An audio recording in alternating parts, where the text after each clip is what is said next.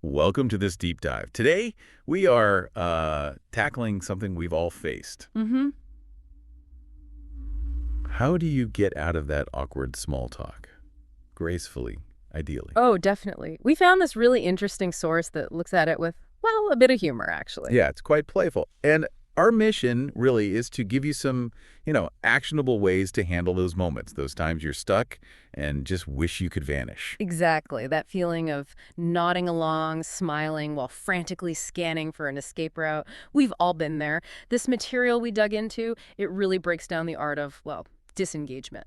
So let's get into it. The source talks about this thing called the Escape Artist's Toolkit. Kind of a fun name. It is, yeah. And it's got 3 levels of evasion, basically. Okay, so level 1. The polite bail. This Wow. sounds like the gentle approach. Totally. These are those phrases, that sound really innocuous, but they're actually signaling you're about to leave. It's all very indirect. Like saying, oh, I know you must be so busy. Yeah. That kind of thing. Precisely. The hidden meaning isn't just concern for their time. It's also saying you don't want to impose, which conveniently lets you leave. Clever. And what about don't let me keep you? The classic flip. It kind of implies they might want to escape too, right? So it offers this exit that saves face for everyone involved. Very smooth. Okay, so that's the gentle nudge. What's level 2? Level 2 is the strategic redirect. So here you're being a bit more, let's say, active. You're trying to shift the conversation to create an opening. How does that work in practice? Well, think about using commitments. Like if you say, oh, that actually reminds me, I promised I'd go check on whatever. Right, it sounds like you have to go. Exactly. It taps into that idea that we should stick to our commitments, makes the exit feel necessary, even if the promise is pretty minor. Or the before I forget line. Yeah. That suggests something urgent just popped into your head, something demanding attention elsewhere. It basically tells them your focus is already shifting away. Makes sense. So polite bail, strategic redirect.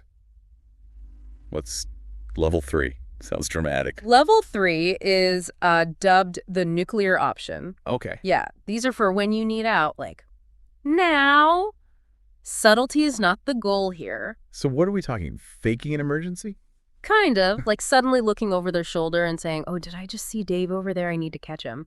Even if Dave is, on another continent. Huh. Does it actually work? Often enough, yeah. Or the classic pretend phone buzz, the hand to pocket, the slight frown. Oh, excuse me, I really should check this. Even if nothing happened. The source even adds a little note. It didn't. Yeah. It acknowledges the performance aspect, but, calling someone out on it is usually too awkward, so you get away with it. Right. Those are the levels. But then it gets even more specific, right? With these pro-disengagement techniques. Yes, exactly. These are for the more experienced social navigator, perhaps. They often rely a lot on nonverbals. Like what? Give me an example. Okay, so there's the slow back away. You literally gradually just increase the physical distance between you and the other person while you're still talking. Inching away. Pretty much. Especially if you can sort of angle yourself towards a doorway or an exit.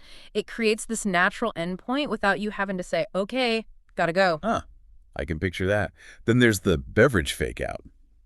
I like this one. Yes. Simple, but effective. Just saying you need another drink. Right. Think I'll grab another water or whatever. It gives you a perfectly normal reason to physically break away from the conversation and, well, you just might not make it back. A temporary excuse that becomes permanent. Ding. Genius. And related is the timepiece trick. This one's bolder. How so? You do the big, exaggerated look at your wrist even if you're not wearing a watch. No watch needed. Nope. Just the gesture followed by a slightly panicked, wow, how is it that time already? It signals the sudden, urgent need to be somewhere else. Plausible deniability. And the source had a pro tip connected to drinks too, didn't it? It did. Carry an empty glass. Why? It's your instant excuse. You always have a reason to head towards the bar or kitchen, a built-in beverage fake-out prop ready to deploy. That's actually quite smart. Ready to go at a moment's notice. And what's really interesting about all these, I think, is how they tap into shared social understandings. We kind of instinctively get these cues, don't we? Yeah, we recognize the patterns, even subconsciously maybe. It lets things end without too much, friction or offense. Which is the whole point, really. So, speaking of social understanding, the source also mentioned cultural differences. and how people signal they're leaving a conversation. Oh, right. Yeah, that was fascinating. It really shows how varied these norms can be. So what were the examples? Well, it contrasted the American approach, like saying, I should probably go mingle, which is pretty direct about wanting to talk to other people. Okay, straightforward enough. Then the British version might be something like, right, I'll go circulate. It's a bit more understated. Same idea, just softer phrasing, perhaps. Circulate. Got it. And the Australian one? The Australian one was brilliant. According to the source, a humorous but understood exit line could be something like, right, better go punch a dolphin. Wait, what? Punch a dolphin. Apparently. The source explains it's just a kind of funny, definitive way of saying, I'm leaving now. Shows a possibly more direct, maybe less formal cultural style there. Okay, wow. Note to self. Probably don't try that one outside of Australia. Probably wise advice, yeah. So let's bring this back to you, the listener. We actually heard a funny story about someone trying one of these exits and it backfiring. Oh, yeah, the hashtag exit fail anecdote. It really highlights, you got to choose your excuse carefully. Oh, yeah. So this person was at, like, a wedding reception, I think, trapped in some boring chat. Right. They decided to use the classic, oh gosh, my parking meter's about to run out excuse. Okay. Except they'd taken an Uber to the reception. Oh, no. Yeah. Bit of a giveaway. The source labeled it a definite hashtag exit fail. Check your logistics first. Good point. Which leads us nicely into the mission for you this week, a little practical exercise in escape artistry. Your homework, if you will. First up, spot fake exits. Just start paying attention when people say things like, well, I'll let you go, or I should get moving. Try and notice the context. Are they really concerned about the other person, or are they, initiating the bail? Become an observer of the art. Second, test the beverage trick. Go on, try it. Maybe next time you're at a party or event, just playfully experiment. See how the need another drink line works as an exit strategy. Confidence is probably key there. And finally, your emergency drill. This one's fun. Even if you, only use a microwave. I think I left my oven on the ready in your back pocket. Just in case, for those real conversational emergencies. The source says it's pretty reliable, but it also gives a warning. About what not to use. Yeah.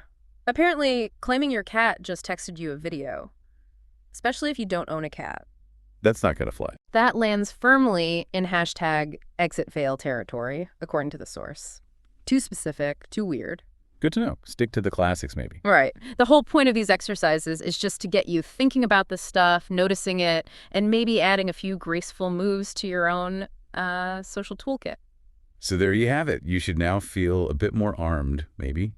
Equipped with some techniques, some spy-level finesse for navigating those tricky conversations. Ready to handle awkward small talk like a pro. And next time, we're going to flip the coin. We'll be diving into the equally important skill of how to look interested, even when you're really, really not. Because sometimes, just saying, wow, cool, doesn't quite cut it. That's going to be a useful one, too. Looking forward to it.